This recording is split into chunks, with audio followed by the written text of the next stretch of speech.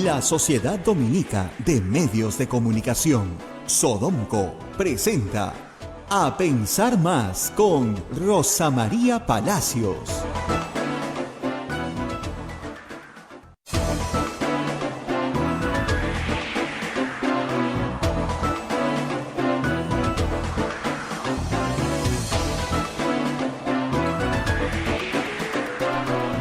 Señoras, señores, muy buenos días. Bienvenidos a Pensar Más con Rosa María Palacios a través de las emisoras de la Sociedad Dominica de Medios de Comunicación, Sodomco.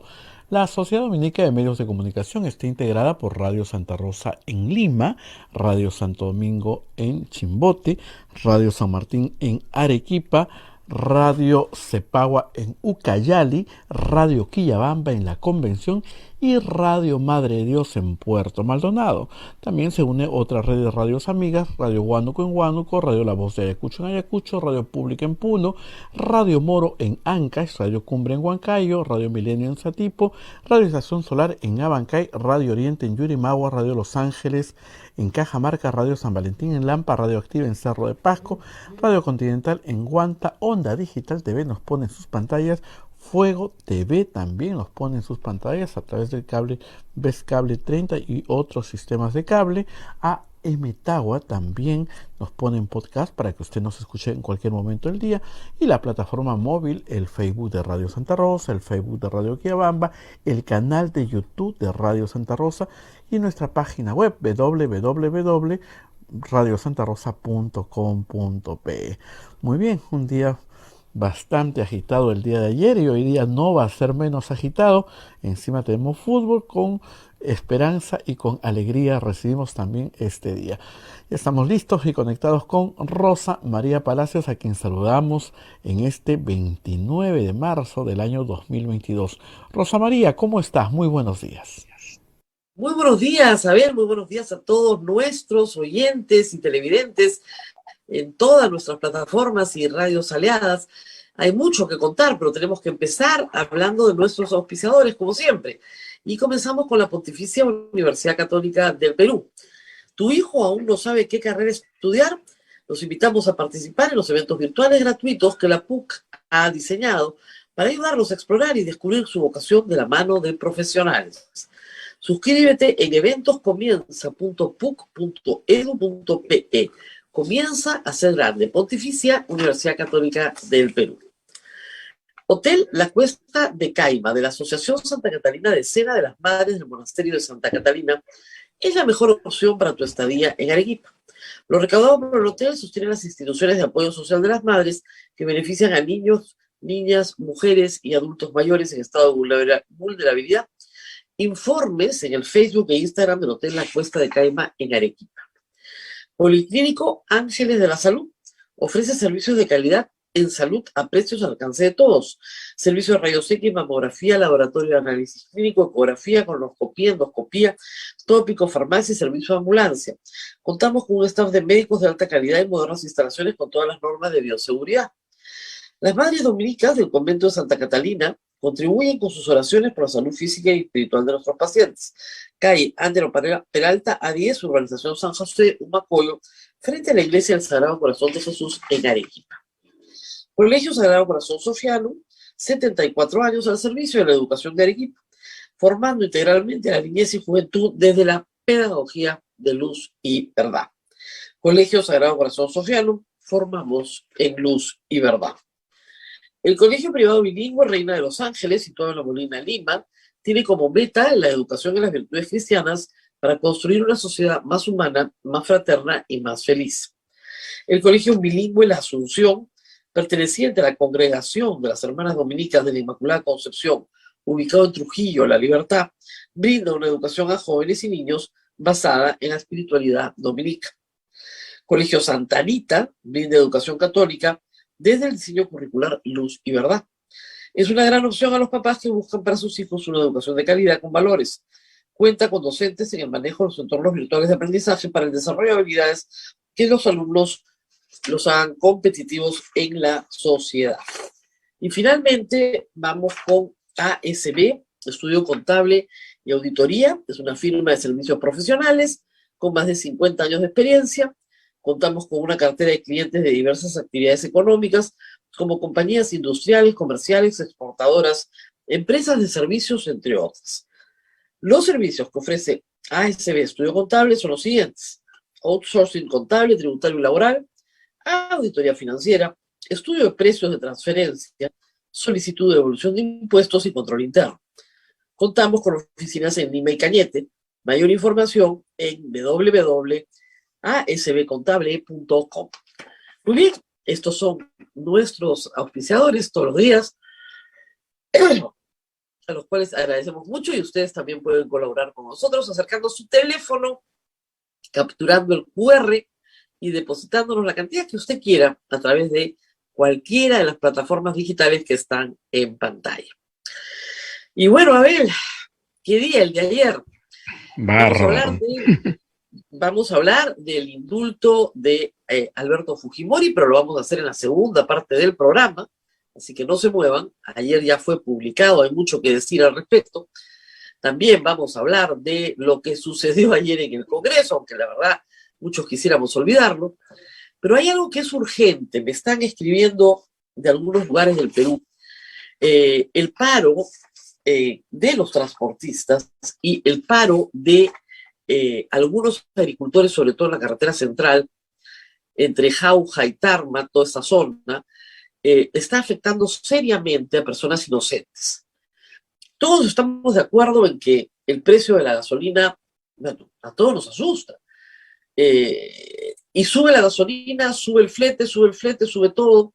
Hay una guerra entre Ucrania y Rusia, una guerra injusta, una guerra por la cual el Papa reza todos los días para que cese, una guerra que tal vez tenga alguna esperanza. Se están iniciando conversaciones de paz. Ojalá que un mes después esto acabe, porque no trae nada bueno para nadie.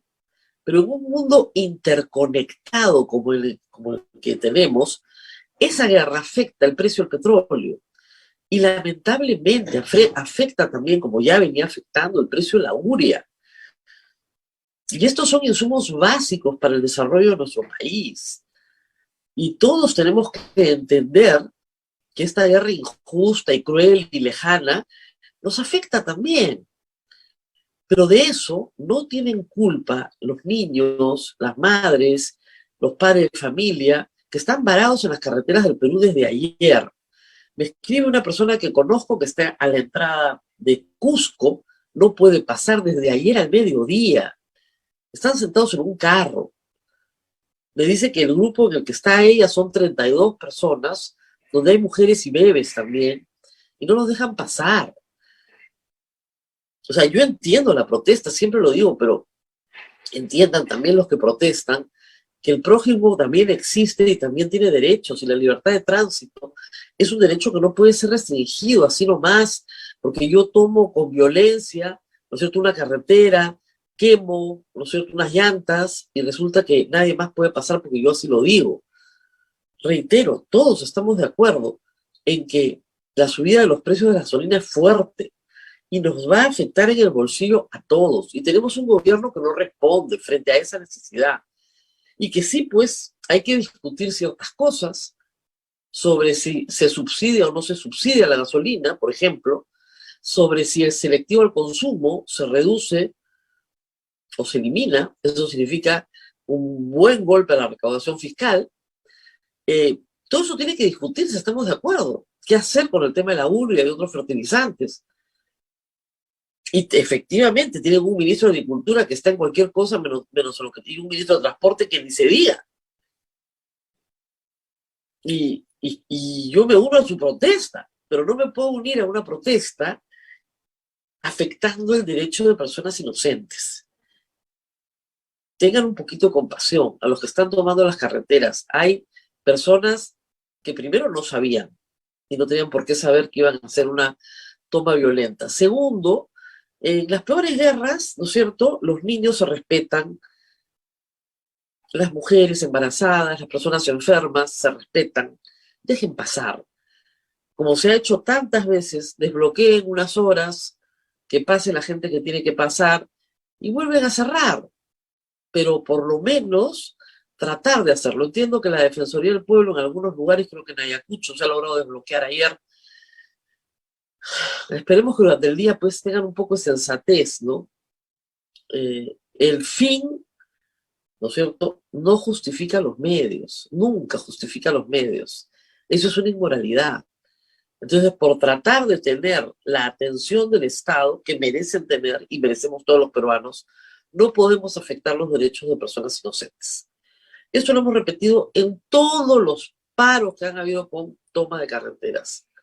No se puede afectar el libre tránsito de las personas o no darles una alternativa, otra vía, ¿no es cierto?, un transbordo, en fin, con todas las incomodidades del caso, pero por lo menos dejar pasar a la gente. No está bien lo que están haciendo, y alguien se los tiene que decir. Ya hemos tenido casos en el pasado, hemos cubierto tantas marchas y sobre carreteras en las cuales ha habido gente que ha muerto dentro de un bus porque le dio un infarto, porque no la pudieron sacar a tiempo.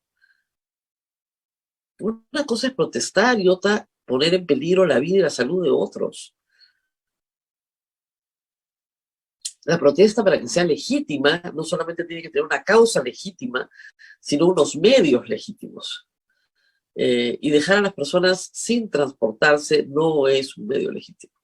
Reitero, personas varadas en la entrada a Cusco ayer desde el mediodía, y son ya las 8:13 de la mañana y todavía no pueden pasar. Y también me dicen, la policía no existe, ¿eh? Brilla por su ausencia, porque no está. Y son piquetes de comuneros, me dicen, no son mucha gente en realidad. Están protestando porque quieren que les bajen los precios, pero todos queremos que nos bajen los precios, pero yo no asalto a mi vecino, ¿no es cierto?, porque quiero que me bajen los precios. Yo protesto, reclamo, pido. Y hay que decir algo, el Estado peruano no puede hacer absolutamente nada respecto a una guerra entre Ucrania y Rusia. Seamos absolutamente realistas. Nuestra participación en esos eventos es cero. Lo único que podemos hacer es rezar y pedir que se acabe pronto la guerra, pero no podemos hacer más. Algunos peruanos muy notables están ayudando en temas humanitarios, porque tienen presencia en la zona, pero los 32 millones de peruanos que estamos afectados por esa guerra en los precios de la gasolina, de la urea y otros fertilizantes, no podemos hacer absolutamente nada respecto de esa guerra. Entonces, exigirle al Estado que cambie esa situación no es posible. Lo que se puede hacer, reitero, es discutir precios sobre la base de una banda de protección o de subsidios. Se puede discutir el selectivo al consumo. Hay algunas acciones de política pública que sí puede hacer el MEF, pero sin dañar a la mayoría de los peruanos, ¿no es cierto? Al contrario, buscando el beneficio de la mayoría.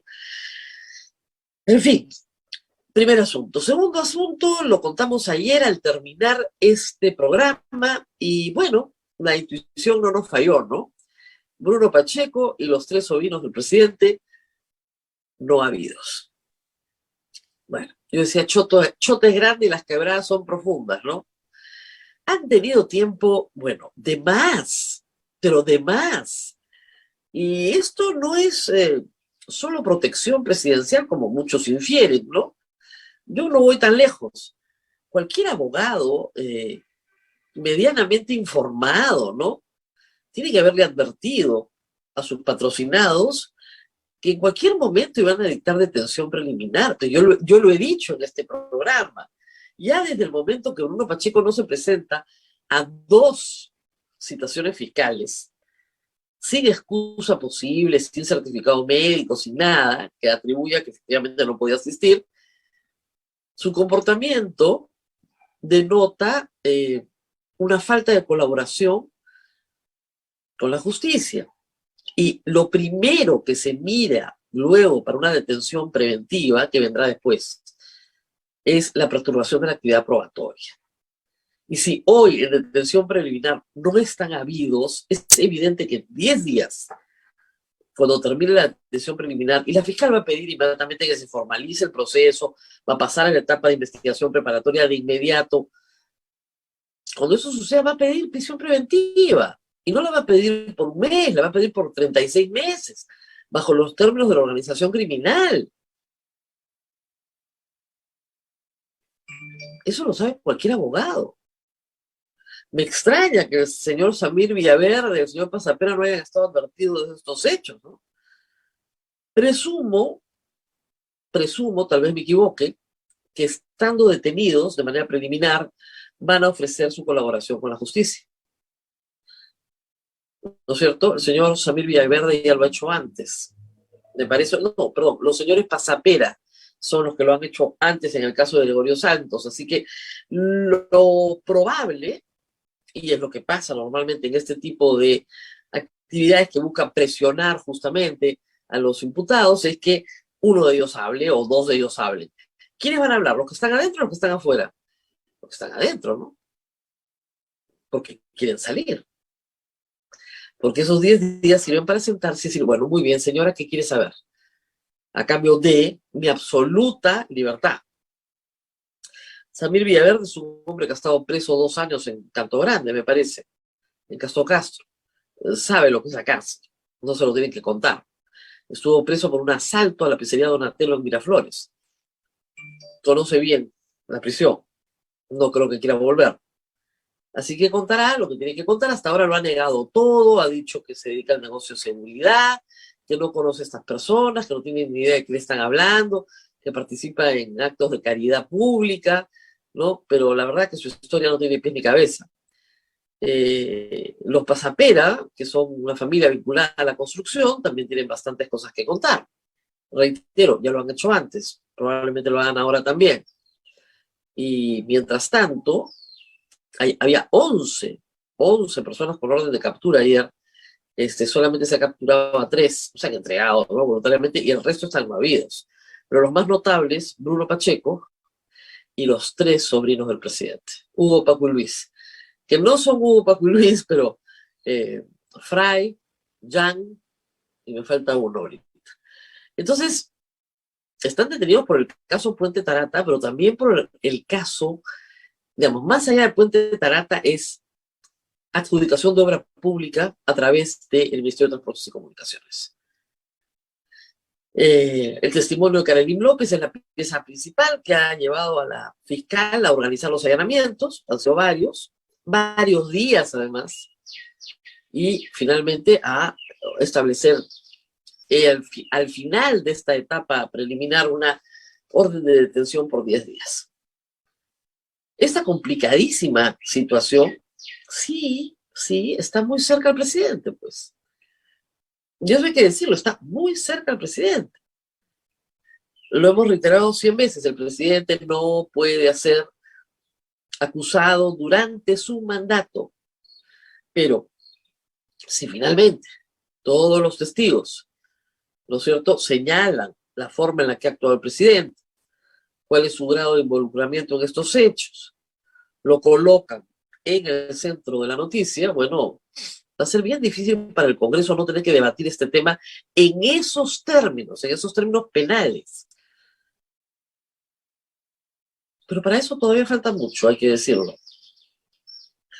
Es evidente que Bruno Pacheco no va a colaborar como testigo o como imputado colaborador eficaz, y los sobrinos menos.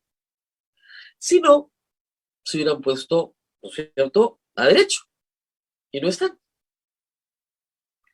El video de Bruno Pacheco parece importante, parece ser más una amenaza al presidente que otra cosa, y puede haberse grabado en cualquier lugar del mundo.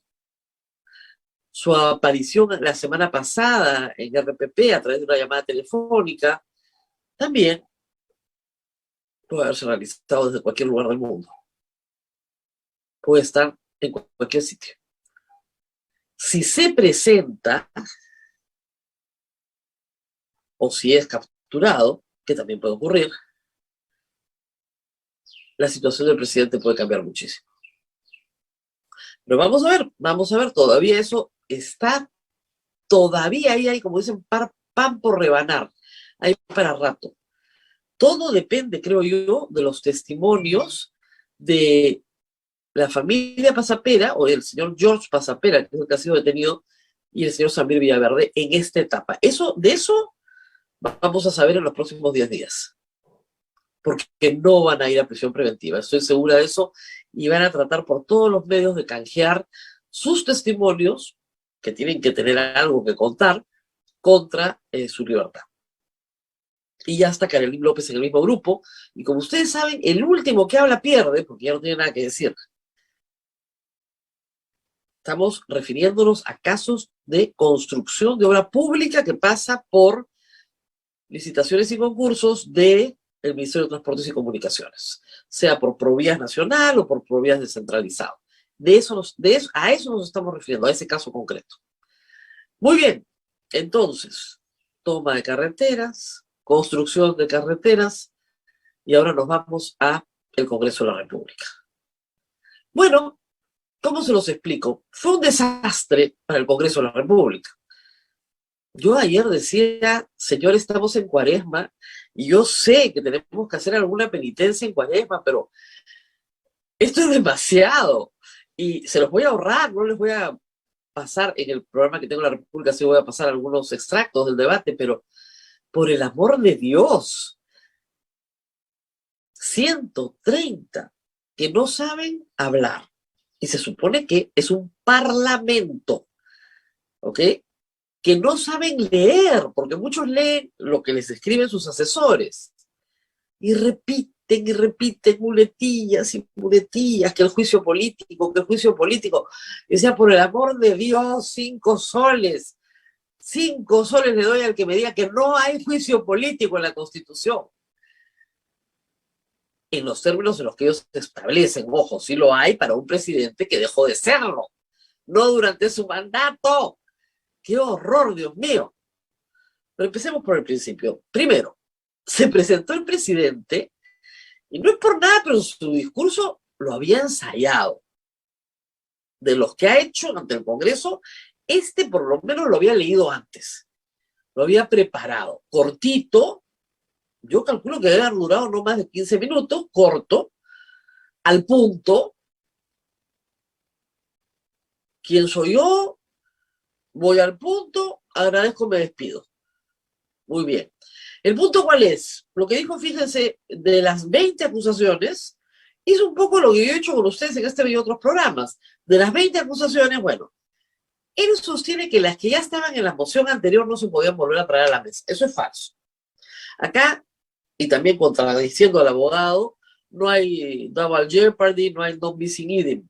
Okay, nadie puede ser acusado ni procesado 2 veces por los mismos hechos, porque no ha habido proceso, pues. La moción anterior nunca existió, porque ni siquiera fue admitida a debate. Entonces, eso es falso. ¿Ok? Muy bien. Primer asunto. Segundo asunto es, oiga, me están acusando por los hechos de terceros. En eso tenía toda la razón. O sea, si le dieron plata al chofer y salió Bruno Pacheco, si se filtró la prueba docente, si Perú Libre contrató un hacker, que Michi tiene que ver el presidente de la República. Esas las sacas. ¿Ok? Las otras, las interesantes, sí, dijo, están judicializadas. Yo no me opongo a que me investiguen. Se opone la fiscal de la Nación, porque la Constitución dice eso, sí, pero que sigan adelante todas las investigaciones que tengan que seguir. Y de hecho ayer han detenido a personas en el marco de esa investigación. Así que sigue la investigación. Entonces yo sí creo que fue un buen discurso para los estándares del presidente Pedro Castillo, ojo.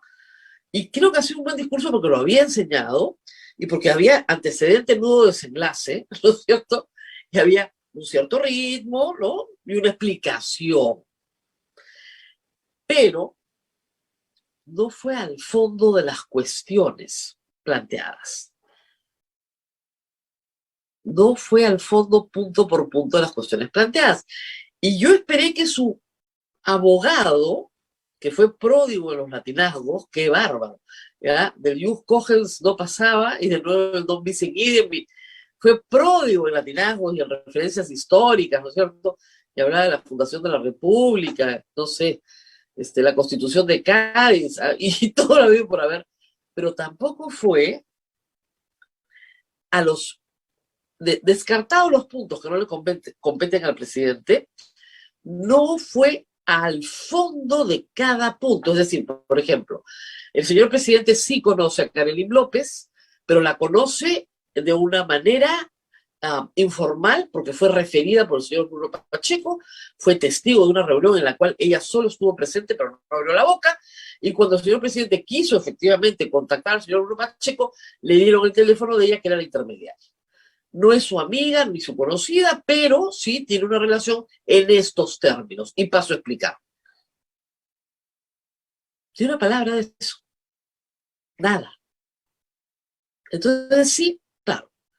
Abro comillas, cierro comillas. La gente se puso muy nerviosa con eso de abro y cierro comillas. Estaba citando la moción del Congreso.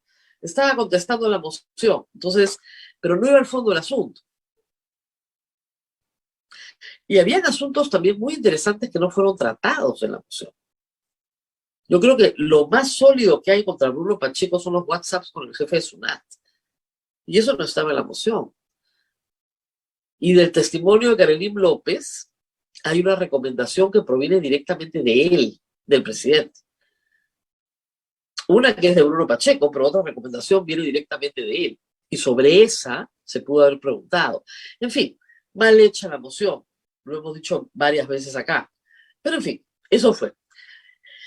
Los que pidieron que el presidente vaya, congresistas, ¿no? Los 79 congresistas que pidieron que el presidente vaya para que dé explicaciones, pensando que había interpelación en la Constitución, bueno, quedaron muy desairados porque el presidente, sobre los puntos mismos, como reitero, no explicó nada. El presidente se retira, habla a su abogado, se armó un chongo. Discúlpeme, pero parecía que Marta Moyano se iba a las manos, ¿ah? Las mujeres avanzaron de la bancada del frente hacia la otra. Es decir, era una cosa, pero por un cartelito que estuvo durante toda la exposición del presidente que decía vacancia allá, de una de las congresistas fujimoristas Olivos. Y al frente, terminó el presidente, comenzó el abogado, y el Bermejo se paró y comenzó a gritar, ¡saquen el cartel! ¿No? Estilo Congreso, y la señora Alba dijo, señora, por favor, sáquenlo, no quiero, si quiero, no quiero, casi se pegan. Suspendía la sesión y tuvo varias interrupciones de ese tipo. Luego terminó de hablar del abogado y se armó un enredo. Yo ¿sabes qué decía? Jueguenles un ejemplar de la Constitución, porque no querían que los ministros estén presentes. Con voz, pero sin voto. Y los que son congresistas con voto. Está en la Constitución, por Dios, ¿qué cosa vas a votar? Artículo 129, lo tengo acá. ¿Cómo es posible, pero realmente, cómo es posible que se vote algo que es un derecho constitucional? ¿Qué van a votar mañana? Si tiene, no sé, restaura la esclavitud y no nos dimos cuenta. Dice acá, el Consejo de Ministros en pleno o los ministros por separado pueden concurrir a las sesiones del Congreso y participar en sus debates con las prerrogativas que los parlamentarios, salvo las de votar si no son congresistas. No hablaron porque dijeron, su tiempo es el de Fuerza Popular, perdón, el de Perú Libre. Entonces quedas con la boca abierta y dices, ¿cómo va a ser su tiempo el de Perú Libre? Son ministros de Estado, no ministros de Perú Libre. Tampoco han leído el resto de la Constitución. ¿Qué les pasa en el Congreso? Son analfabetos constitucionales, de verdad, es una cosa de locos. El artículo 129 es clarísimo, un ministro puede sentarse con las mismas prerrogativas, por lo tanto, hay que separar un tiempo para que el ministro que tiene algo que decir puede decir lo que quiera. Un ministro, no, vamos a votar si los ministros pueden quedarse. Los que votaron en contra cometieron infracción constitucional, talán, porque es artículo 129 de la Constitución. Yo no puedo votar, como les digo, yo no puedo votar en contra, ¿no?, de restituir la esclavitud, perdón, de suprimir la libertad, para ponerlo de otra manera. No puedo votar en contra de eso, está en la Constitución, pues. ¿Cómo voy a votar en contra de que el ministro vaya? Y se paró el congresista Vergara de Acción Popular y dijo, no, no, pues, es que acá dice en la Constitución que pueden participar en las sesiones. Y esto no es una sesión. Yo miraba así en televisión y decía, ¿y qué cosa es? Esto es una moción. Porque el capítulo de moción está separado del capítulo de sesión del reglamento del Congreso. Yo pensaba, tú no estás sesionando, estás mocionando. ¿Qué le pasa a esta gente, por Dios? ¿No les hacen un cursito de inducción? No, no. Decía, de verdad, Abel, era una cosa que los que son abogados tienen que escucharme, por favor. Decía que la palabra moción no estaba incluida en el artículo 129. Entonces, cuando se discutía una moción, no había una sesión, porque el artículo sobre sesiones del Congreso está separado en el reglamento del Congreso. O sea, confundía continente con contenido, ¿ya? A ver, el continente es la sesión, el contenido es la moción. El señor ministro puede quedarse. Bueno, esto duró, ustedes no se imaginan, votaban, reconsideraban, volvían a votar, gritaban. Dios mío. Claro, ya a esas alturas, pues, no había forma de que Pedro Castillo perdiera, ¿no? Con esos enemigos, pucha, qué suerte la del hombre. Y luego arrancó el debate. Como yo te decía, todo tiene su límite, hasta en Cuaresma uno tiene que hacer penitencia, pero ya eran las 11 de la noche y seguían hablando estupideces, que el juicio político, y que el juicio político, y que el juicio... ¿Cuál juicio político, mi amor? ¿Cuál? Dime, ¿en qué artículo dice que el presidente durante su mandato está sometido a juicio político en la Constitución? Por Dios, lo hemos explicado 300 veces, ¿no? El juicio político durante su mandato, salvo por 4 causas y ninguna de esas está en la moción. Ya. Y bueno, Patricia Chirinos, que gritaba como loca, hizo un show porque le iba a entregar un folder. ¿Sabes qué me hace recordar, Abel? Cuando los ministros, los presidentes, incluso los periodistas, vamos a un acto público, hay algunas personas que, pobrecitas, con buena voluntad, se acercan a darnos unos papelitos. Y creen que dándote el papelito, su causa, su caso, su tema, su protesta, su reclamo, va a ser resuelto. Ya, esa era Patricia Chirinos. ¿Usted cree que no hay canales institucionales? No hay canales. Y quería que las cámaras la miren, ¿no? Una cosa. Y fue y dijo, le pidió al presidente que renuncie. ¡Wow! Todo el Perú le pidió que renuncie. ¿Cuál es la novedad? Dios mío. Norma Yarrow, citando un meme, como si fuera real, de una cuenta fake, diciendo que Bermejo había dicho que se iba a la lucha armada y era falso. Y todo el mundo mirándose, ¿y esto de dónde salió? ¿Qué les pasa a estas personas? No, ¿de verdad no pueden un poquito más de cultura? ¿De verdad? Bueno, y a la hora de votar, para no hacerla largo, porque vamos a hablar del caso de Fujimori hoy, a la hora de votar, 55. O sea, no dudo que los de derecha pura y dura iban a votar, son 44. Un fujimorista se abstuvo, ¿eh? Parece que le dio un poquito de vergüenza a todo el show. ¿Y quién es más? Un poquito Somos Perú. Los no agrupados, donde estaba, bueno, Carlos Anderson, Ed Málaga, hizo un buen discurso que habló honestamente por qué creía que el presidente debía irse, sin ningún contenido jurídico, ¿eh? Como la mayoría, pero por lo menos con honestidad. Luego, ¿quién más votó? Nadie más. Se acabó, 55. Al frente, los que ya les dije que iban a votar en contra, que son Perú Libre, Perú Democrático, Juntos por el Perú en bloque, y 2 del Partido Morado, y algunos más, pero poquitos, me parece que 1 o 2 de Acción Popular. Acción Popular y APP, ¿qué hicieron? Dividieron su votación. Lo de APP es así, hay para todos. ¿Ah? Hay que los que votaron a favor, los que votaron en contra, los que se abstuvieron. Cada uno hizo lo que le dio la gana. Y los de Acción Popular, todititos en abstención. Todos los niños en abstención. uno votó a favor. La señora Alba no votó, pero uno votó a favor del entorno de Alba, todos los demás en abstención. No hay forma, pues miren, ni sumando los 55 a las 19 abstenciones, ¿ok? Se llega a 87, solamente se llega a 74. No hay forma de vacar al presidente con la actual conformación del Congreso, salvo que efectivamente haya algo que sea verdaderamente una vergüenza nacional, que ya no sea manejable en los estándares morales del país, pues, ¿no? No sé, un video Curi Montesinos, pero donde Montesinos es Pedro Castillo, ¿se dan cuenta? Comprando congresistas, dándole plata. Una cosa así, pues, de grotesca y espantosa. Eso no existe. Lo que existe, sí, y que he evidenciado ayer, es la voluntad de desconocer a Pedro Castillo como presidente desde el primer día en que fue elegido. Ahí están 44.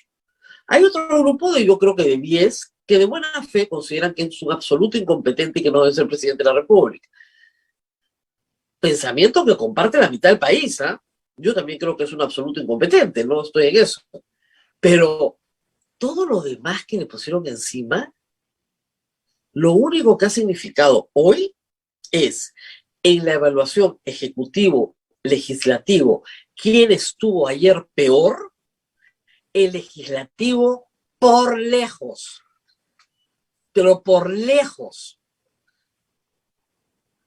Qué mal estuvieron ayer. Pésimo. Pésimo, pésimo. Mal conducida la sesión, pobres argumentos, reitero, no tienen ninguna habilidad en oratoria, ni siquiera saben leer, paupérrima argumentación. Es decir, de todos lados, ¿ah? La próxima vez que vengan con la historia de que quieren salir del presidente, tienen que presentarle al país un plan para irse ellos también. Políticamente es la única forma en la que va a funcionar. Si quieren ir al cielo, primero tienen que morir. Muy bien, son las 8:39, vamos a hacer una pausa. Estamos con el doctor César Azabache, que ha publicado algunos comentarios de una polémica sentencia que fue emitida ayer. 100 páginas. Ayer, mientras escuchaba al Congreso, ¿cierto? Mientras me aplicaba mi propio suplicio en Cuaresma, me leí las 100 páginas y hay algunas, créanme, que son del nivel de Congreso. No quiero agredir tanto a los magistrados, pero caramba, qué manera de crear derecho donde no lo hay. Es una cosa, pero hay un alarde de creatividad en el fallo de la mayoría que realmente es impresionante, por decirlo de alguna manera, ¿no? O sea, ¿cómo hago para darte lo que no me has pedido? ¡Buah! Notable. Vamos a la pausa y regresamos con Así es, Rosa María, vamos a la pausa. A mí también me quedó claro ayer, Rosa María, que el mejor aliado del gobierno es el Congreso de la República, es el que lo sostiene, y los grupos que salen a protestar, esos son los que mantienen al gobierno del señor Pedro Castillo. Agradecemos a ASB Estudio Contable y Auditoría, una firma de servicios profesionales con más de 50 años de experiencia. Contamos con una cartera de clientes de diversas actividades económicas, como compañías industriales, comerciales, exportadoras, empresas de servicio, entre otros. Los servicios que ofrece ASB Estudio Contable son los siguientes: outsourcing contable y tributario laboral, auditoría financiera, estudio de precio de transferencia, solicitud de devolución de impuestos y control interno. Contamos con oficinas en Lima y Cañete. Más información en asbcontable.com, nuestra página web. Pausa y volvemos. Sodomco, Sociedad Dominica de Medios de Comunicación.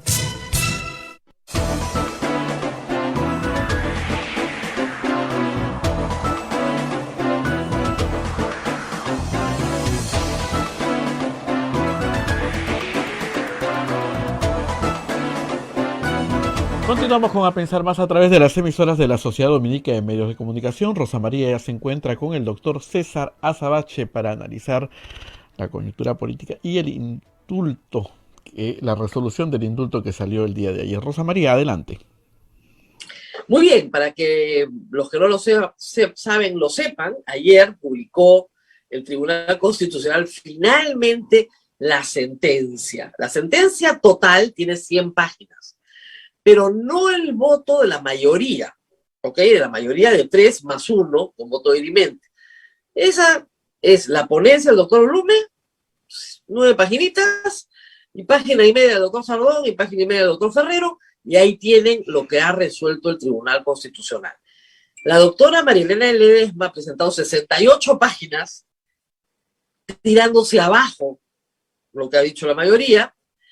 El doctor Miranda, algo mucho más escueto, pero bien puntual y muy claro. Y finalmente el doctor Eloy Espinosa también. Para los que están interesados en leer, tanto Marielena Ledesma como Eloy Espinosa utilizan un lenguaje bien coloquial. A mí hasta me sorprende, les digo, pero entiendo que quieren hacer que esta sentencia pueda ser leída por cualquiera. Bien coloquial, con incluso introspecciones, ¿no? Lo que piensan, lo que creen, lo que les toca, lo que no les toca, etc. Una lectura interesante de realizar mientras ponía en mute a los locos que estaban en el Congreso, ¿no? Porque si no, no me podía concentrar en lo que estaba leyendo. Así que el doctor Sabache, que es penalista, pero que este es un caso que tiene una connotación netamente penal, revisada por el Tribunal Constitucional, nos acompaña esta mañana. Gracias, doctor, por estar con nosotros. María, ¿qué tal? Muy buenos días. A las órdenes. Bueno, primer asunto que, reitero, es muy extraño. Hay 2 análisis suyos, 2 comentarios en Facebook que también invito a todos a leer. ¿Cómo es esto de que el Tribunal Constitucional se pronuncia sobre algo que no le han pedido y algo más grave aún, que no ha visto, ni siquiera visualmente? Anula resoluciones que nunca vio porque no están en el expediente? ¿Qué pasó aquí? Es una enorme pregunta, Rosa María. Antes de contestar el punto, quiero decir que hay 3 marcos de referencia en juego, ¿de acuerdo? Este es un caso que está bajo ejecución de una sentencia internacional, 2 en realidad, las de los casos Barrios Altos y Cantuta. Y el primer marco de referencia es una sentencia de supervisión de la Corte de mayo del 18. Primer marco. El segundo es el que tú citas, el del derecho interno. Y hay uno tercero que tiene que ver con la solicitud de medidas provisionales que se ha hecho a la Corte. Vamos con el de derecho interno. Ambos sabemos que un tribunal debe ser imparcial. Y la primera expresión de la imparcialidad está en no sustituir al demandante. La demanda es evidente, ¿no? Yo no puedo pedir y conceder. La demanda es el marco más importante de referencia de una sentencia. Y esto lo has comentado tú también. De hecho, nuestro primer comentario salió en el mismo día. Esta fue una demanda anti-COVID. Es de abril del 20. Y lo que pedía el demandante, literalmente, era que se proteja a Alberto Fujimori del COVID. De hecho, en el petitorio, esa cajita tan importante que tiene una demanda, que es la que fija el marco de referencia del tribunal, el demandante reconoce que su pedido se satisface si ordenan que Fujimori cumpla el saldo de su condena en su casa. Más importante que eso aún, Rosa María, la demanda no emplaza a la sala penal, que fue la que dictó la orden definitiva de inaplicación del indulto. De modo que de esta manera, este es un edificio, esta es una demanda que ataca el primer piso, no los otros 10, con una diferencia, y es que esto no es mecánica física. Atacando la primera sentencia no se hace nada, porque la que rige es la segunda, que nunca fue emplazada. Entonces, esto no se puede hacer. Esto es 2 cosas. Primero, en el derecho procesal es falta de concordancia con la demanda o falta de correspondencia, es una causal de nulidad automática. Y en segundo lugar, en términos constitucionales, es una violación a la regla de imparcialidad. Eso es infracción a la Constitución y se procesa con antejuicio contra los jueces que han firmado esto. Y estamos en el derecho interno, ¿eh? No hemos llegado al internacional.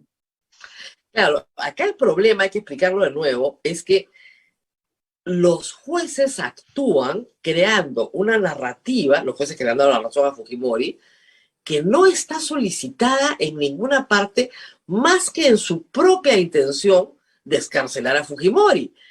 Entonces se han convertido en abogados de Fujimori. Es una cosa más rara que he visto en mi vida. Es la primera vez desde la Constitución del 79 que el Tribunal Constitucional sustituye al demandante y le da lo que no ha pedido y lo que ni siquiera está en su ideario. Hay que decir eso, Rosa María. Los tribunales constitucionales pueden proteger mejor a la víctima. Es decir, una víctima puede pedir que se le dé amparo, se le libere, y puede no escribir bien su demanda. Entonces, el constitucional puede protegerlo mejor, pero porque es víctima. Esta no es una demanda de la víctima, es una demanda de un tercero. Y en segundo lugar, proteger mejor a una persona no implica cambiar el caso. ¿De acuerdo? O sea, digamos, una persona que está en una comisaría puede decir, quiero que me lleven donde un juez. Y un juez constitucional puede decir, hombre, que ningún juez, si no te han acusado de nada, libérenlo. Pero está en la línea de lo que pide. La demanda aquí pedía protecciones COVID. No pedía control de convencionalidad o de constitucionalidad sobre las resoluciones. Y esto quiero insistir en decirlo, Rosa María. La resolución más importante respecto al indulto del caso Fujimori es la segunda, la de la sala penal, la definitiva. Y la sala penal jamás fue emplazada. Nunca se ha podido defender. La sala penal no tiene por qué ejecutar este fallo. No, hay algo más grave.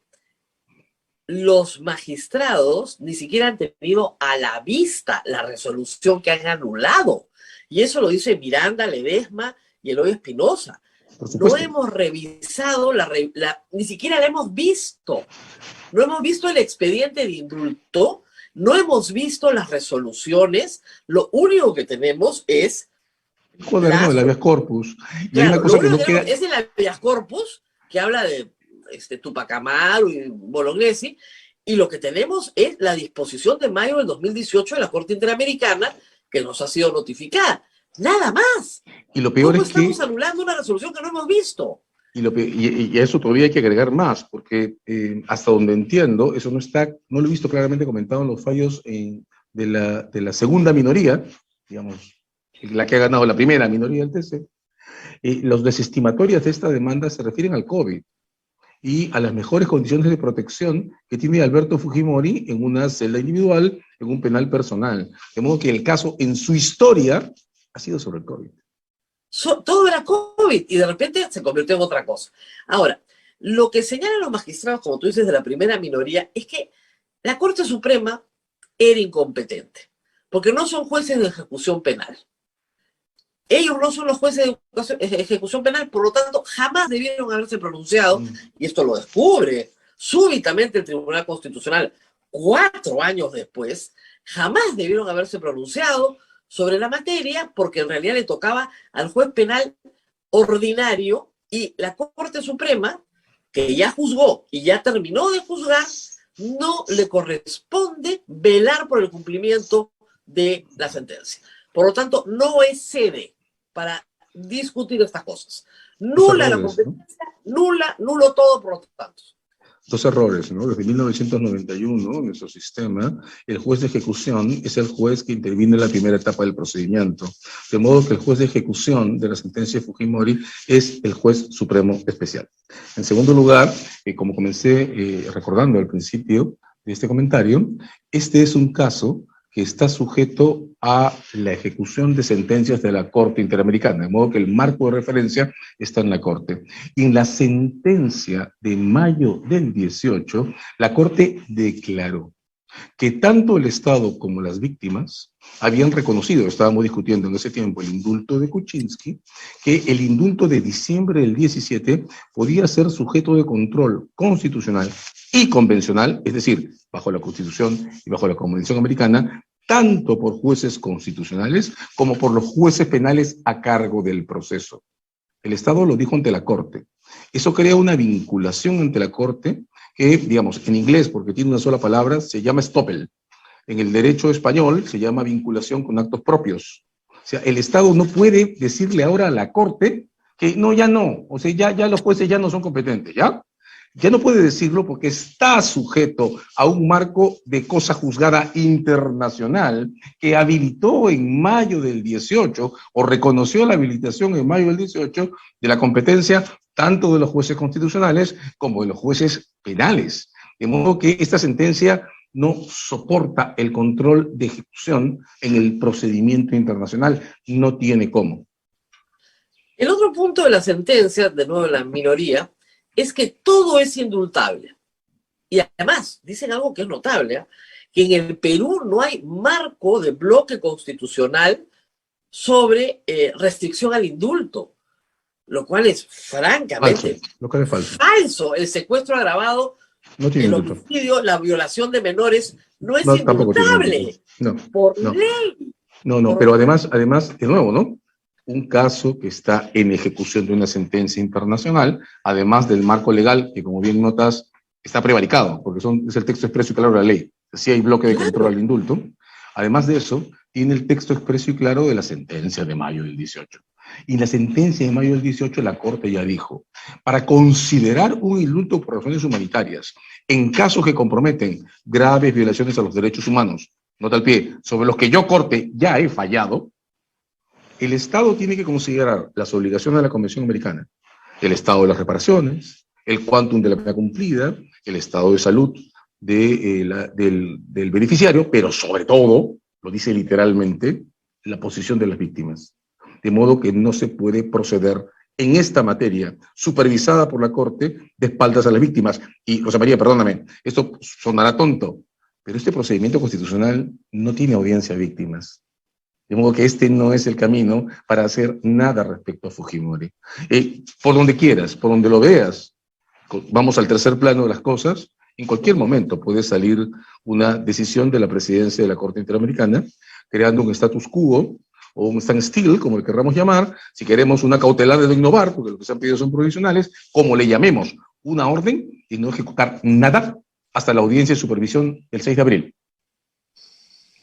Me sorprende, debo decir que esa decisión no haya salido todavía. Supongo que el presidente de la Corte estaba esperando que el Tribunal Constitucional emita la sentencia, ya la tiene delante, de modo que el standstill sale en cualquier momento del día de hoy. Sí, estoy seguro. O sea, al final del día, y además hay otro tema que quiero tratar, porque lo hemos tratado una vez, pero por alguna razón el público es muy sensible a esto, sobre todo el público que defiende a Fujimori. No ha sido condenado por delitos de lesa humanidad. ¿Por qué les interesa tanto si son graves o no son graves las violaciones de derechos humanos? Ya lo juzgaron, ya lo condenaron a 25 años.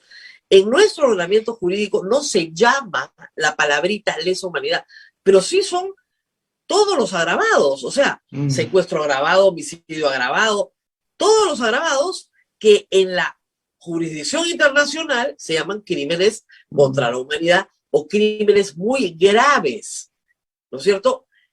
¿Qué hay con esta onda de, pero no ha sido lesa humanidad? No ha sido, pues, o sea, sí y no, pero ¿qué hay con esto de la lesa humanidad? ¿Por qué les perturba tanto? A ver, hay dos planos que se pueden usar para abordar esta narrativa, ¿no?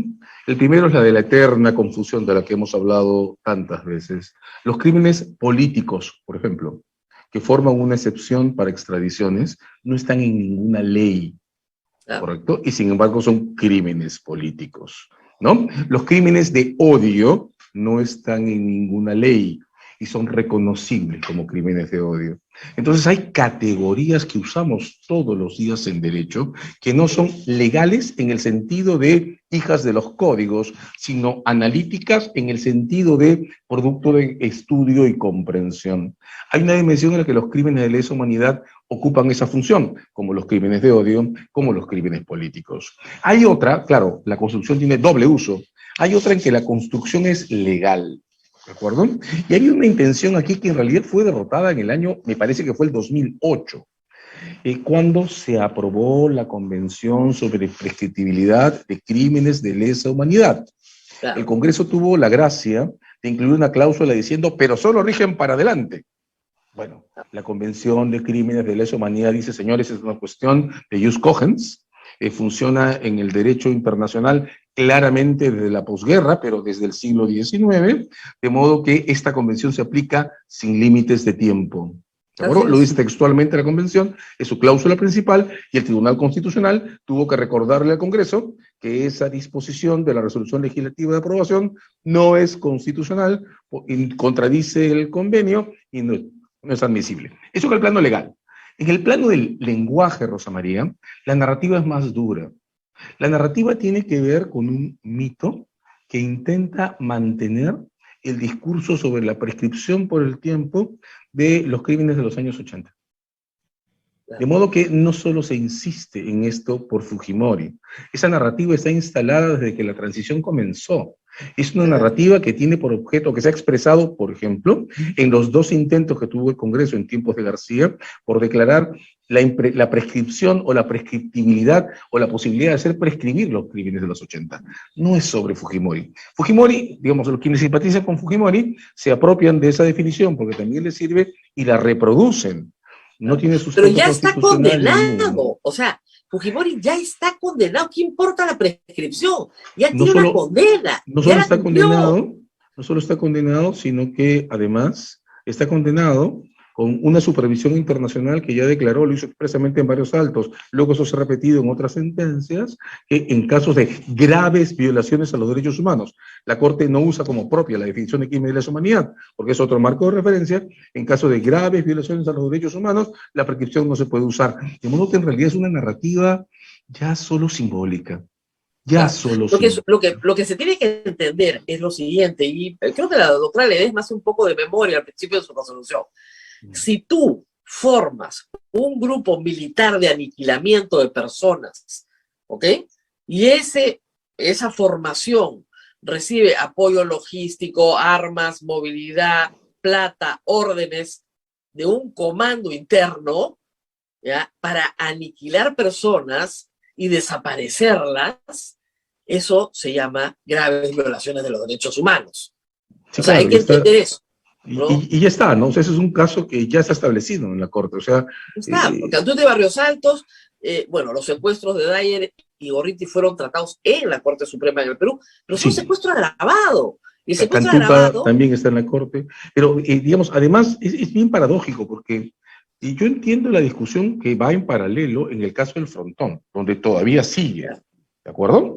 Y claro, entiendo eso porque hay sentencias pendientes en el caso del Frontón, pero en el caso de Fujimori la cosa está tan decidida que la defensa de quienes le defienden, o quienes adhieren a su campaña y demás, es una defensa sobre indulto, ¿eh? Y sobre indulto es una defensa que ya admite que el beneficiario está condenado. Y el modo en que se postula el indulto, incluso ante la Corte, es por el canal del humanitario. Claro. Una excepción a la prohibición general. Y el marco de referencia de la Corte para... Pero lo que dice el TC ayer es otra cosa. Lo que dice el TC es que indulto ordinario, no humanitario, que le corresponde al ordinario. Porque la discreción del presidente es casi infinita. Casi infinita. Tiene un pequeño margen de control de constitucionalidad, pero es casi infinita. Entonces, lo que está diciendo el TC es que le corresponde el indulto ordinario. Eso es más grave todavía.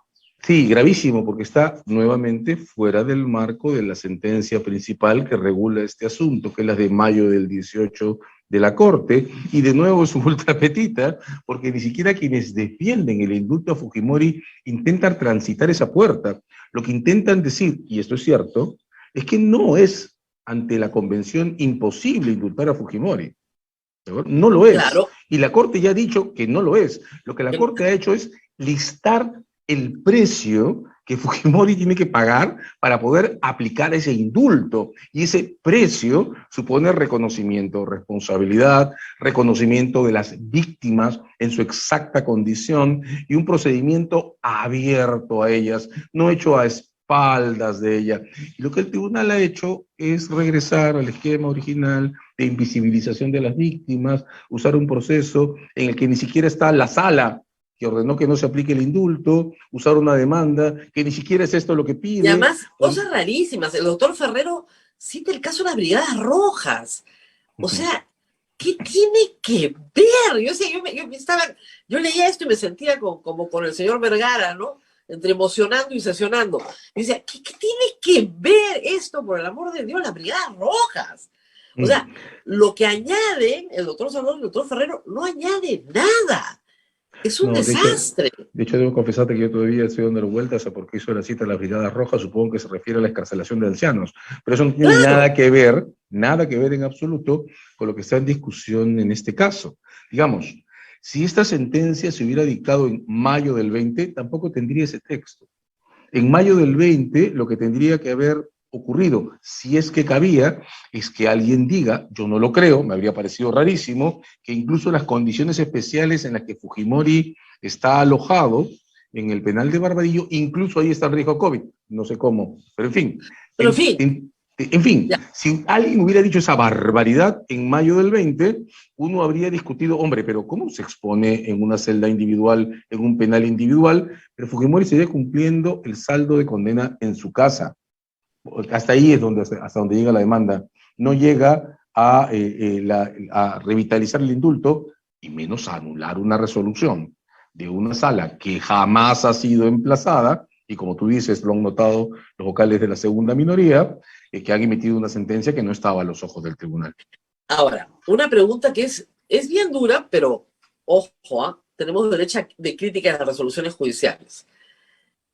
¿Cree que es una sentencia prevaricadora? Sí. Sí. Y me amparo en el mismo derecho a crítica. No solo eso, creo que aquí hay una infracción a la Constitución. Y creo que hay una infracción a la Constitución, porque la Constitución es muy clara. Los tribunales deben ser imparciales. Y la expresión básica de la imparcialidad consiste en no sustituir a los demandantes.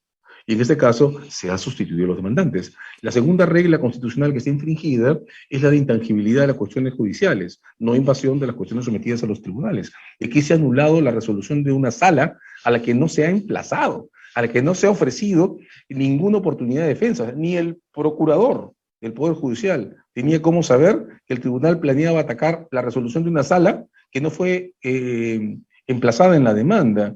En tercer lugar, la disposición cuarta final de la Constitución establece que todos los asuntos vinculados a derechos humanos sean interpretados conforme a los estándares de derechos humanos. Y este es un asunto que compromete la ejecución de 2 sentencias internacionales de derechos humanos dictadas ante la Corte. Por donde lo querramos, hay infracción a la Constitución. Y ojo, la prohibición de ultrapetita, que es como le decimos en el lenguaje este espantoso que tenemos los abogados, la prohibición de excederse del marco de la demanda, es texto expreso y claro de la ley. Es texto expreso y claro de la ley. Y esta sentencia, la de la primera minoría, se ha excedido del marco de la demanda, de modo que hay más cosas. Hay predicato y infracción de la Constitución. Y la conclusión es que el procurador, además de pedir la nulidad del extremo de la resolución, del extremo de la resolución, que se refiere a la resolución de la sala, que jamás fue emplazada, además de eso, además de la gente del Estado, reportar lo que ha ocurrido a la Corte, pero allenándose a las provisionales, porque ese standstill es urgente. Bueno. Además de eso, tiene que ir a la Fiscalía de la Nación, para pedirle a la Fiscalía de la Nación que promueva un caso por prevaricato, y al Congreso, porque esto tiene que discutirse bajo las reglas de la infracción a la Constitución. En ese marco, esto no es ejecutable. Y podemos entrar a cómo no se ejecuta esto en el detalle también, si no es entrar en demasiado papeleo. No, pero entremos. No se puede ejecutar, punto. No se puede ejecutar. Ahora, ¿qué es lo que pasa? La no ejecución es compleja porque la resolución pues hace esta cosa extraña de teniendo la resolución de primera instancia demandada, pronunciarse sobre la de segunda que no está demandada. Con eso rompió toda la coherencia de lo imaginable, ¿no? O sea, hay en nuestra comunidad, Rosa María, personas que creen que las cuestiones legales, las nulidades funcionan como los castillos de naipes, ¿no? Yo saco el primer piso y se cae el edificio. Bueno, eso no es así, ¿no? No hay mecánica física en las cuestiones sobre nulidad, y eso quedó muy claro hace un montón de años. Nada más es jurisprudencia de la propia Corte. Exacto. Porque, por último, la Corte manda que se emita nueva resolución. Correcto. O que se adopten las medidas necesarias para estabilizar las consecuencias de la infracción que se ha adoptado. El mejor ejemplo es, perdóname que me salga tanto el tema, pero la Corte estableció esto con las cuestiones sobre competencia para juzgar terroristas. La Corte dijo, la Interamericana, la justicia militar es incompetente, Pero eso no Así. significa que lo dejen libres, ¿ah? Acá no hay castillo de naipes. Acá no hay castillo de naipes. Exacto. Esto lo arreglan, pero a los señores los mantienen presos. Entonces no hay castillo de naipes. Anular la resolución de primera instancia no implica que el proceso se cae. De modo que, aunque el Tribunal Constitucional no lo quiera, debo decir, la primera minoría del Tribunal Constitucional no lo quiera, la resolución de segunda instancia subsiste. Subsiste porque a sus autores nunca los emplazaron. Y es la resolución de segunda instancia, la que subsiste, la que determina que el indulto no sea aplicable. Además hay que decir, ni a la primera minoría se le ha ocurrido tocar el caso Pativilca. Y en el caso Pativilca hay otra resolución, la de la sala del caso Pativilca, que declara exactamente lo mismo, que esta gracia, esta medida global, contradice la Convención Americana. Claro, pero lo que sucede acá es lo siguiente: si ellos restituyen la vigencia del indulto otorgado por Kuczynski, ese indulto sí incorporaba el derecho de gracia. Correcto. Y Por sin lo embargo, tanto, la para sala de ellos Pativilca... el caso Pativilca tiene que archivarse. Y sin embargo, la sala del caso Pativilca tampoco está emplazada. Por eso la sala acaba de ordenar que Fujimori por Pativilca no salga del país, pues tiene completamente claro que sus competencias no se pueden tocar. Entonces, ¿ahora qué va a pasar? El Tribunal Constitucional tiene que darle noticia de esta sentencia al INPE, al juez y a la sala. El INPE no puede proceder sin orden del juez, pero el juez no puede proceder sin orden de la sala, porque la resolución que determina esto es la de la sala, no la del INPE. Y la sala sabe que jamás la han demandado, de modo que esa sentencia no es ejecutable entre ella. Segundo, stand still. Segunda orden de no innovar. La sala tendrá que decirle al juez, señor juez, usted no puede mover nada hasta que la Procuraduría obtenga la nulidad de este extremo, porque la resolución que aplica es la mía, no la suya. Y a mí no me demandaron, aunque lo haya demandado usted. Entonces, ni porque la Corte no le puede dar el pase a esto, y repito, Rosa María, la siguiente noticia de esto, temo que se confunda con el partido de fútbol, pero la siguiente noticia de esto va a ser probablemente una orden de la presidencia de la Corte, en punto a que nada se mueva hasta la audiencia del 6. La Ahora, segunda va a ser el rechazo claro, a la demanda por la sala. lógico, pero con La sentencia, perdón. razón, hasta ahora Fujimori no ha sido excarcelado, porque es posible excarcelar solo con el adelanto de sentencia. Cuando se trata de la libertad de un reo injustamente detenido, claro, normalmente el juez dice, bueno, que se excarcele, porque ya el tribunal dijo que se excarcele, que salga, al día siguiente sale. Y acá ya han pasado más de 10 días y no se ha excarcelado Alberto Fujimori. Entonces, claro, es probable, no estoy diciendo que sea absoluto, pero es probable que la sala de la Corte Suprema diga, no señor, no sale. No sale. Mira, no lo puede decir la Corte, la presidencia de la Corte Interamericana de Derechos Humanos y la sala. Correcto. No, a mí no me han demandado. No me han demandado. De modo que yo no tengo por qué acatar tu resolución anulando una mía que nunca me dijiste que querías discutir. O sea, es demasiado fuerte para que se pueda hacer. Demasiado. Claro. Ahora, ¿todo esto no lo sabía el doctor Blume? Esa es la parte que yo no entiendo. Mira, claro, no lo entiendo. Porque ya, suponte ya, querían servirlo al señor Fujimori, ya. Bueno, se me ocurren muchas formas de hacerlo de otra manera más eficaz. Bueno, de hecho, servir a una persona no es el objeto de las funciones del Tribunal Constitucional. Pero digamos, organizar... Mira, en el supuesto negado... Querían servir la causa del fujimorismo prevaricando, ya. Por último, ya, quiero prevaricar. ¿Ya? De hecho, voy a decir esto, ¿no? Pero lo que la primera minoría ha hecho es poner en evidencia que sus preferencias personales están por encima de su cometido constitucional. Y eso es lo que funda pero por lo menos lo hago bien. A ver, por eso, vamos a poner el estándar de cómo se hacía esto bien, ¿de acuerdo? Y vamos a suponer que el ambiente era el Tribunal Constitucional. Lo primero, probablemente esta no es la demanda que había que discutir la que tenía Marilena Ledesma, que es la que escribió César Nakazaki.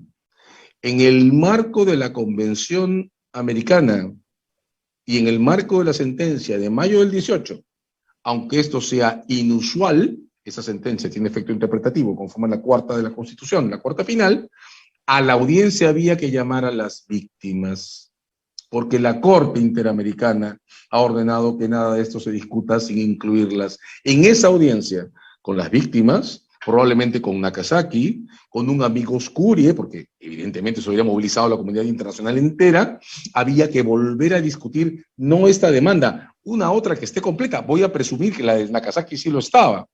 Ajá. con la sala presente o el procurador informado que lo de la sala entraba en cuenta, con el agente del Estado ante la Corte advertido, y tener una discusión abierta a las víctimas en público, una reflexiva, una equilibrada Claro, institucionalmente. porque por último, el tribunal sí podría decir, las circunstancias de hace 4 años han cambiado. Hoy el reo tiene 83 años y efectivamente está arrepentido, quiere pedir perdón a las víctimas. De hecho, se ha presentado un escrito reconociendo a las víctimas, pidiéndoles perdón por parte, está resocializado. El INPE dice que está resocializado. En fin, y está muy mal. Su informe médico es muy mal. Esa es la otra parte de las condiciones que había que cumplir, ¿no? Hasta ahora describimos la del ambiente. Tenían que estar las víctimas en la sala y tener derecho a la palabra. Luego Fujimori tenía que cumplir su tarea, la que la Corte le puso. Reconocimiento de responsabilidad, pedir perdón, reconocimiento de las víctimas. Y entonces entrábamos en una escena en la que en lo judicial se integraba todo lo que Kuczynski no hizo en diciembre del 17. Exactamente. Y entonces, digamos, con la quiesencia de las víctimas en una escena que no implica volverlas a invisibilizar, si eventualmente, por la actitud de un Fujimori que cambia el giro y paga el precio del reconocimiento de la sentencia que ya tiene y de la posición de las víctimas que están delante, se justificaba retomar la medida del indulto por las nuevas condiciones, entonces se reportaba a la Corte.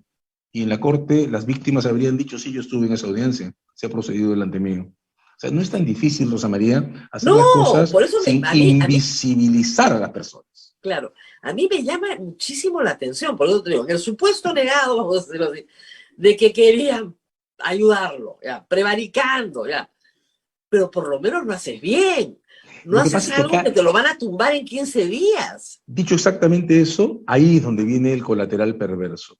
El colateral perverso en este tipo de casos se produce cuando no solo quieres fallar contra el estado de la cuestión, sino quieres dejar expreso, marcado en el terreno, tu capacidad para proceder arbitrariamente. Y esa es la parte de esta historia que indigna. Lo que aquí se ha hecho en diciembre, el 17, y se ha vuelto a hacer el día de ayer, es proceder por encima del rostro de los deudos. Claro. Proceder por encima del rostro de los deudos. Y eso es exactamente lo que la Corte dijo en mayo del 18, que no se debía hacer. Y se ha vuelto a hacer.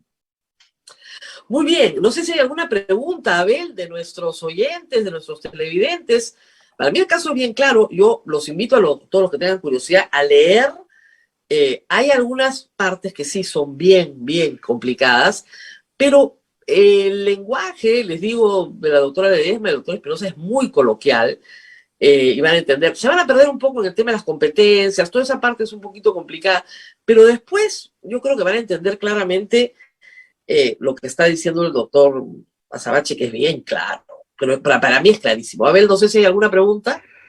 Sí, Rosa María, si se ha cometido infracción a la Constitución, doctor Azabache, ¿quién tiene que hacer esta denuncia y qué sanciones caería sobre los tribunos? ¿Hay sanciones? Sí, claro. La denuncia corresponde al procurador del judicial, que va a ser notificado probablemente hoy mismo con esta sentencia. La denuncia por infracción a la Constitución va ante el Congreso y la sanción estimada por la Constitución alcanza hasta la destitución. En la parte que refiere al prevaricato, la denuncia va ante la Fiscalía de la Nación. También se puede acumular un proceso, al mismo proceso, porque el antejuicio contempla, no lo hemos podido reformar, Rosa María, contempla tanto la infracción a la Constitución como la responsabilidad por delitos, y en este caso son concurrentes. Diablo, la diferencia está en que el antejuicio por prevaricato implica suspensión hasta que el proceso por prevaricato termine, pero por infracción a la Constitución, la sanción es predominante, es destitución. Bien complicado. Yo, como lo está planteando, creo que se han metido. Además, hay una cosa que también es cierta: cualquier persona y cualquier congresista puede plantear una denuncia por infracción a la Constitución. Y te cuento el segundo colateral perverso, ¿no? El primero tenía que ver con el lenguaje. El segundo tiene que ver con que si la primera minoría es destituida por infringir la Constitución, nos quedamos en Tribunal Constitucional. Así es. Porque ya no puede formar con 3 vocales. Con un Congreso que es incapaz de nombrar uno, ¿eh? Sí. De modo que en realidad no solo han puesto en juego el respeto a la dignidad de la persona humana, es el artículo 1 de la Constitución, ¿correcto? Han pasado por encima. No solo eso, sino que además han puesto en riesgo al Tribunal Constitucional entero. Claro, pero como es una sentencia que tiene indubitablemente un contenido político, cualquier acto de persecución por el contenido de la resolución contra los magistrados se puede entender como un acto de persecución política. Entonces es muy complicada su situación. Y muy complicada la escena que crean, ¿no? Porque, o sea, materialmente han pasado por encima del texto expreso y claro de la ley. E institucionalmente han pasado por encima del deber de imparcialidad. Entonces, han comprado todos los tickets, ¿no? A mí me parece espantoso. Sí. Pero bueno, la primera expresión que vamos a ver va a tener que ver con quién detiene la ejecución, si la Corte Interamericana o la propia Corte Suprema, o cómo se detiene la ejecución. En caso que esto se ejecute de inmediato, la ejecución va a ser reversible. De modo que en realidad, si nos ponemos por un instante al otro lado de la orilla, ¿qué le están haciendo a Alberto Fujimori? O sea, a su edad lo van a volver a sacar para volverlo a meter. Es una crueldad. Mira, al margen del tema de la responsabilidad y lo que representa, sí hay un espacio para preguntarse si están instrumentalizando a un hombre de más de 80 años que evidentemente no tiene una salud perfecta. No entiendo por qué. No. Y aún cuando no tengas, usted ha visto tanta gente en prisión siendo penalista. Imagínate, te sacan de prisión, te meten a prisión. Te sacan de prisión, te meten a prisión. Eso es una crueldad para cualquier ser humano a cualquier edad. Sí. Porque tú vives en la permanente incertidumbre. Y eso por forzar situaciones que tienen una ruta para ser transitadas clara y definida. Entonces, que nadie pretenda culpabilizar a las autoridades que suspendan la ejecución de esto por hacer eso que están provocando. Ahora, hacerlo por seres conscientes. Yo, honestamente, he tenido hasta esto la mejor impresión de Blume, del señor Sardón, del señor Ferrero. Claro. A dos de ellos los he conocido en persona, me parecen personas que han tenido carreras destacadas. No entiendo cómo personas inteligentes pueden hacer esto, honestamente, no lo entiendo. Yo tampoco, de verdad. Porque yo puedo discutir los fallos, ¿no? Pero cuando las cosas son así de duras, de fuertes, que en 9 páginas organizan la excarcelación de un hombre sin siquiera revisar argumentos. O sea, además, yo digo, ¿quién es la otra parte aquí? No hay otra parte.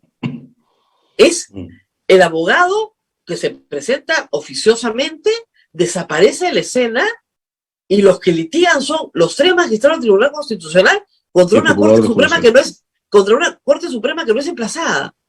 Contra la mitad de la Suprema que no es emplazada, porque el procurador fue solo por el juez, ¿no? Sí. Claro. Es un ejemplo de manual. Yo jamás pensé que podría haber esto de un procedimiento judicial unilateral. Claro. Es una contradicción en términos, o sea, es imposible pensar en un procedimiento judicial unilateral. Bueno, acá tenemos un ejemplo, lo que ha pasado en el caso del habeas corpus de Fujimori. Y bueno, para todos los estudiantes de Derecho, me imagino que esto va a ser tarea por los próximos años. Eso sí, la van a tener que revisar mucho y se va a trabajar en clase de todas maneras, porque es muy mala sentencia. O sea, esto es lo que no debes hacer. Me refiero al voto de la mayoría, por supuesto. Muy bien. Muchísimas gracias, doctora Savachi, por haber estado con nosotros muy claro, muy serio. Creo que hemos ido un pasito más allá. Vamos a ver qué sucede, como dice, con la Corte Interamericana en los próximos días, hoy, mañana, pasado. Y también qué sucede con la Corte Suprema, porque si hasta esta hora no se ha excarcelado a Alberto Fujimori, es porque hay buenas razones. Así que veremos exactamente qué es lo que pasa. Muy bien. Abel, muchas gracias y nos tenemos que ir despidiendo. Gracias. Así es, Rosa María, gracias a la doctora Savachi. Siempre que se toca este tema, Rosa María, del indulto, se habla de los indultos de los terroristas. Tú lo has repetido cantidad de veces, pero quisiera que vuelvas a repetirlo, porque dicen, en la época de Paniagua se sacaron, es una gran mentira que se repite. Es una historia muy mal contada por gente interesada. Y si usted la repite, por lo menos cuéntela bien y entienda cuál es el interés de la persona que se la contó. En el año 95-96, el padre Hubert Lancier, que visitaba y hacía trabajo pastoral en las cárceles del Perú, tanto en la de mujeres como en el Lurigancho, comienza a recibir en su trabajo pastoral a muchísimas personas muy humildes, muy pobres, que estaban en la cárcel sin saber por qué. ¿Qué había pasado? Para combatir el terrorismo se aprobaron leyes como las de colaboración eficaz, pero mucho más rápidas, las leyes de delación. Yo decía, mi vecino es terrorista, le dio 2 gallinas cuando pasó un grupo y se lo llevaban preso a 25 años. Claro, te llevaban preso, te llevaban a un juez militar sin rostro y a un juez militar en un caso o a un juez sin rostro en otro caso, y luego tenías 20 años en una prisión en Lima, donde tú no sabías ni siquiera, muchas veces ni siquiera leer y escribir. Entonces el padre Giovanni Lacer se comenzó a dar cuenta de que había un sinnúmero de personas inocentes, condenadas en procesos sumarios por la delación de sus vecinos, enemigos, quien fuera, hasta familiares, que los entregaban a la justicia para deshacerse de ellos. Eso fue lo que pasó. O personas que habían estado bajo terror, ¿no es cierto?, colaborando con Sendero Luminoso, porque pasaban y te decían, si no nos das de comer, matamos a tus hijos. Tú sacabas el plato de comida y les das de comer. Te venía el ejército y le decían, él les dio de comer, para adentro, 25 años. Eso no es justicia, señores. Y eso fue lo que pasó en el Perú. Las normas se hicieron brutales para perseguir a Sendero Luminoso. Y sí, claro, tuvieron eficacia, se pudo vencer a Sendero Luminoso, pero tenías unas 2.000, 1.500 personas en las cárceles que no tenían nada que ver con Sendero Luminoso, que no eran parte de Sendero Luminoso, ni orgánicamente, ni como colaboradores. Reitero, gente humilde, pobre, mucha analfabeta, que venía de zonas muy lejanas, que no tenía nada que hacer en Lima, donde ni siquiera estaban sus parientes. Entonces el padre Giovanni Lacer comenzó a trabajar con estos casos y él tenía la posibilidad de hablar con Alberto Fujimori, porque sus hijos habían estado en Recoleta, en fin. Y junto con Jorge Santisteban de Noriega, que era defensor del pueblo, comienzan a trabajar en una propuesta al presidente. Fujimori, Alberto Fujimori, ¿ok? Y le llevan decenas de expedientes donde había una gallina, había un plato de comida, mi vecina que me odiaba, y Fujimori se da cuenta, él, que estas personas eran inocentes. Y le pide a los ministros de justicia del Fujimorismo, uno a uno, que entre los tres, el padre Giovanni Lacer, Jorge Santisteban de Noriega y el ministro de Justicia, revisen estos expedientes y vean quiénes son estas personas inocentes sentenciadas en procedimientos sumarios a 20, 25 años por terrorismo. Esa es la historia. No son terroristas, es gente injustamente sentenciada por terrorismo. Y repiten que a uno lo sacaron por diabetes y a otra por infección urinaria. No lo sacaron por un indulto humanitario, los sacaron porque eran inocentes, indebidamente juzgados en jueces sin rostros sumarios. Y no puedes tener 1.500 o 2.000 personas en la cárcel que no hicieron nada y decir que son terroristas. ¿Saben por qué? Porque terminan siendo captados por el terrorismo dentro de la cárcel, pues. Y lo que hizo el padre Giovanni Lacer fue, en un gesto sí de humanidad, atender a esas personas. ¿Y qué hizo Alberto Fujimori? En un gesto de humanidad, liberarlos a todos. El más grande liberador de personas inocentes, injustamente acusadas por terrorismo, ¿saben quién fue? Alberto Fujimori. Él los indultó, porque no había forma de hacer un nuevo juicio, porque ya habían sido condenados y no quedaba más que el indulto. Era el único camino, rápido y expeditivo. Y Alberto Fujimori los indultó. De los que quedaron, porque quedaron, un paquete que quedó, Paniagua no indulta más de 100, tal vez 150, algo así. Y Toledo indulta el paquete final. que también es una suma un poquito mayor porque demoró con el mismo procedimiento, ¿ah? Defensor del Pueblo, Ministro de Justicia, que fueron cambiando en el tiempo, y el padre Hubert Lancier, creo que hasta que murió. Esa es la historia. No repitan estupideces. Esa es la historia. Y sí, había gente, no, que no tenía ninguna enfermedad, que no era vieja, no, era joven, era inocente.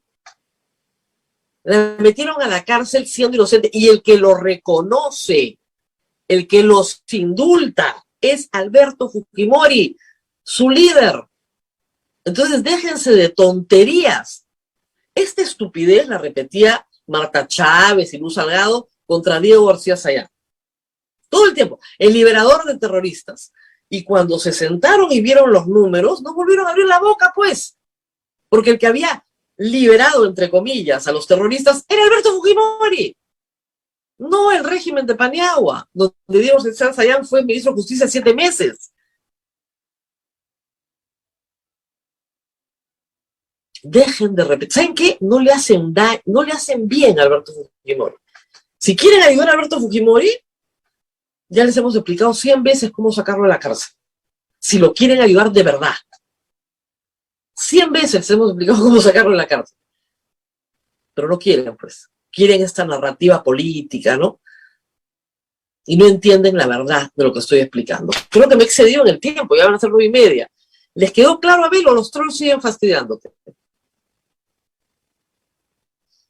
No, esto siempre, cada vez que se habla del tema del indulto ha salido y bueno, yo creo que ahora sí está más que claro, ¿no? Tú lo has repetido varias veces en el programa, pero de todas maneras, sí, bueno, siempre va a haber alguno por allí que no es que es intencionado, o sea, yo entiendo que la gente no entienda la primera, la segunda, la tercera, pero esa es la 10ª vez que lo explico.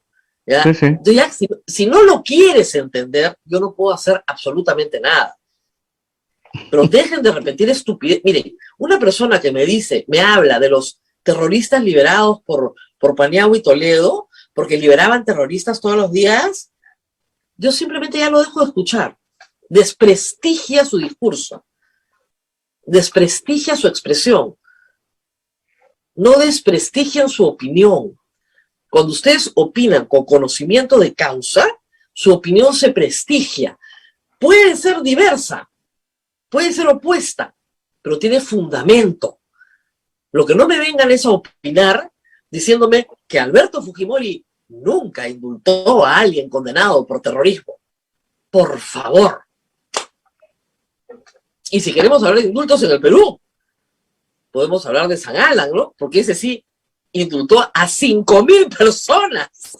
El más grande indultador en su segundo gobierno que haya conocido el Perú, de las cuales más de 3.000 estaban condenadas por narcotráfico. Y no solo indultó, la mayoría de los casos hay que decirlo porque el indulto está prohibido en el narcotráfico, conmutó. Pero esa es otra historia. Nos tenemos que despedir, a ver. Así es, Rosa María, nos vamos, que tengas un buen día, vamos a ver qué pasa el día de hoy, ojalá que sea menos agitado del día de ayer y que ganemos el día de hoy, Rosa María. Hoy día tenemos fútbol. Sí. Cábala, yo no voy a ver el partido, no lo voy a ver, les prometo. Y nos va a ir bien. Así es. Tranquilo. No nos va a ir bien. Eso. Mucha suerte a todos y a todos a hinchar, a hacer barras por nuestro seleccionado nacional. Cuídense mucho, nos vemos mañana. Chao, chao. Chao, chao.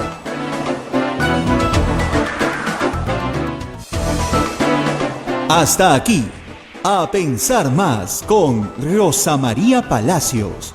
Este programa fue producido por la Sociedad Dominica de Medios de Comunicación, Sodomco.